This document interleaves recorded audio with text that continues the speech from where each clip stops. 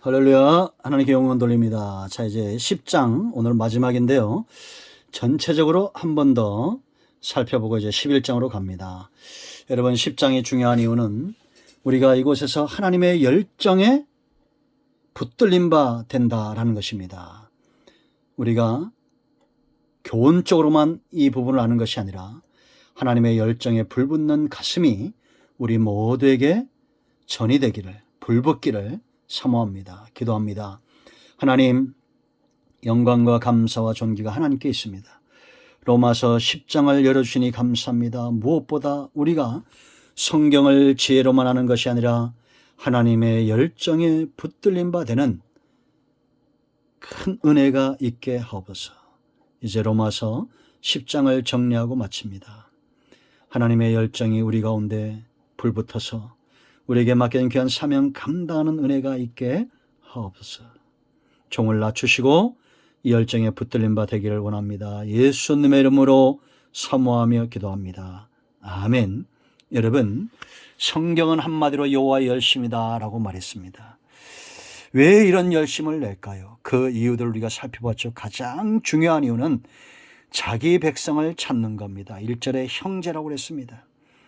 우리의 자손들, 우리의 자녀들, 우리의 부모님들, 우리의 친구들, 친척들, 내가 예수 믿으면 그들에게도 구원이 임하는 겁니다.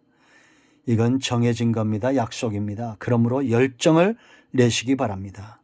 우리의 형제들이 불지옥으로 떨어지는 것 두고만 볼 수 없습니다. 열정을 내십시오. 두 번째는 증언한다라고 말하면 내가 증언한다. 하나님께 잘못된 열심이 있다는 것, 올바른 지식을 따르지 않는다는 것, 바울의 눈에 보이는 겁니다. 의를 모르고 자기 의를 세우고 하나님에 의해 복종치 않았다는 겁니다. 이 무지한 사람들에게 누가 깨우치겠습니까? 본 자입니다. 들은 자입니다. 체험한 자입니다. 세 번째 중요한 건 4절로 13절 구원의 길이 열려졌다는 거예요. 13절 말씀 보세요. 누구든지 주의 이름을 부른 자는 구원을 받는다라고 분명히 말합니다. 왜냐? 예수님만이 율법의 마침이 되었다. 4절입니다. 세상에 누구도 이와 같은 말을 할 수가 없습니다.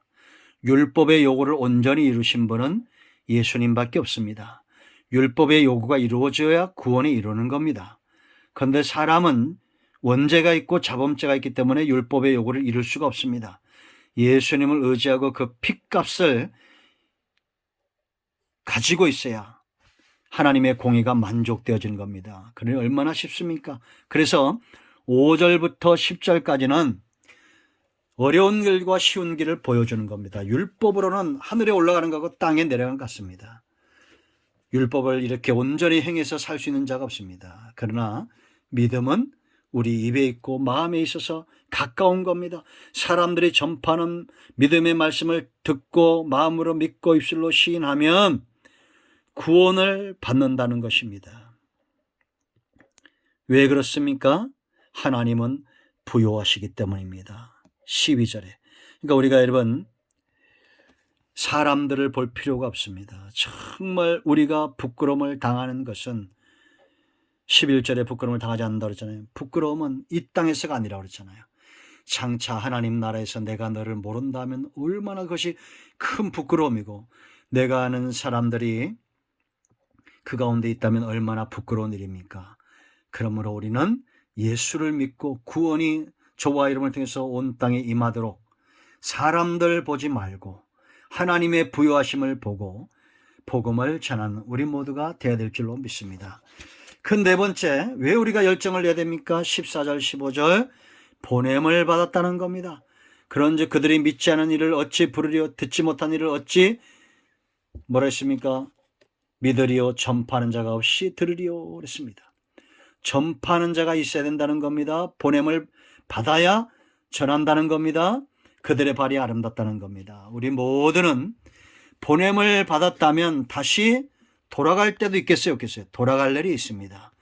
올 때는 순서가 있지만 갈 때는 순서가 없어요. 우리는 가서 이 땅에서 어떻게 살았는가를 우리가 보고해야 됩니다.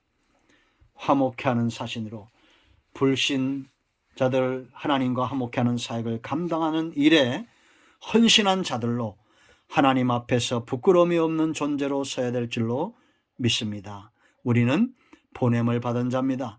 저와 여러분을 보내신 분은 하나님이지 세상의 그 어떤 우상도 이단도 아닙니다. 그러므로 하나님께 보냄을 받은 자로 순종하는 우리 모두가 되어야겠습니다. 다섯 번째 중요한 이유가 이제 16절부터 마지막 21절까지 있습니다. 우리가 뿌리고 수고한 대로 거두게 된다는 겁니다.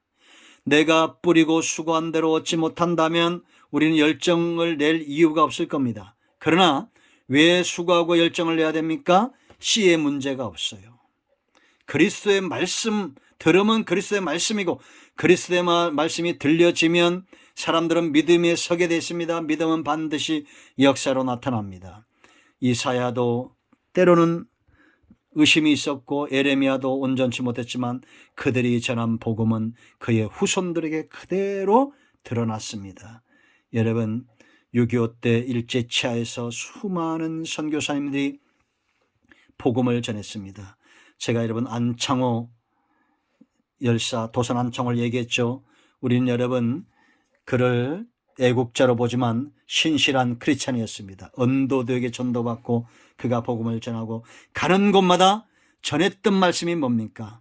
우리가 서로 사랑하고 온 국민이 신약 성경 한 권씩을 가지게 될 때 이 땅은 희망이 있다라고 말했습니다. 지금 그렇게 되고 있지 않습니까? 100여 년 전에 이곳에 왔던 선교사님들이 자신들의 나라에 선교복을 하면서 이 나라는 미개하고 이 나라는 야만적이고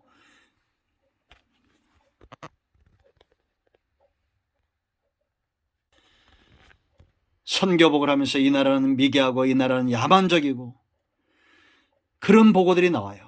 그러나 이제 이후에 이 나라에도 복음이 전화되고 하나님을 아는 나라가 될 거라고 그렇게 당당하게 말합니다. 여러분 그대로 되었습니까? 안 되었습니까? 그대로 되었습니다. 말씀의 능력입니다. 씨의 복음입니다. 이 씨에는 문제가 없습니다. 자, 여러분 두 번째는 누구의 열정이라고 했습니까? 농부의 열정입니다. 땅끝까지 듣지 못한 자가 없다는 건 누구의 열정이에요? 복음을 전하는 바로 온 땅에 이 소리가 임하고 있다는 겁니다. 그러므로 우리 눈에는 코로나보다도 하나님의 말씀이, 이 재난보다도 전쟁보다도 하나님의 일하심이 들려져야 됩니다. 세 번째는 밭을 일구시는 이 밭에도 문제가 없어요. 왜? 하나님의 기업이기 때문입니다. 생짜배기 이방인들, 돌투성이 이방인들로 다 변화되어지고 돌아오는 겁니다. 19절 말씀입니다. 20절까지 그런 내용들입니다. 이방인들 가운데 하나님의 복음이 전파되고 지금 그러지 않습니까? 하나님이 거슬러 말하는 백성들, 이 개간해야 될 땅들을 전부 하나님의 열정이 개간하고 있다는 겁니다. 우리는 이 구원의 사역에 동참하는 자들입니다. 우리 모두가 하나님께 쓰임받는 은혜가 있길 원합니다. 여러분들 성경을 이제 말씀을 맺습니다. 머리로만 알지 마시고 하나님의 열정에 붙들림 받은 우리 모두가 되기를 축복합니다. 아멘. 기도합니다. 하나님 이 말씀대로 되게 하시고 우리가 성경을 머리로 하는 것이 아니라 가슴에 뜨거운 불붙는 가슴으로 하나님이 이 나라 이 민족 이 성읍을 통해서 찬송을 받기까지 쉬지 않고 기도하며 쉬지 않고 복음을 전하는 복음의 열정에 붙들림 받은 파수꾼들 되게 하옵소서. 예수님의 이름으로 사모하며 기도합니다. 아멘. 이제 선포합니다. 여러분 가운데 어떤 문제가 있다 할지라도 그것은 예수 그리스도의 이름으로 해결됩니다. 암덩어리 녹아지며 성인병 치유되며 막히는 문제들은 해결되며 모든 질병들은 치유됩니다. 나선 예수의 명언이 모든 질병을 일으키는 병만은 떠나가며 흑암의 새들은 물러가며 병든 자는 치유되며 사망에서 생명으로 나오는 역사는 일어날지어다. 예수님의 이름으로 축복하며 치유하며 기도합니다. 아멘. 간증을 하면 반드시 응답됩니다. 아멘.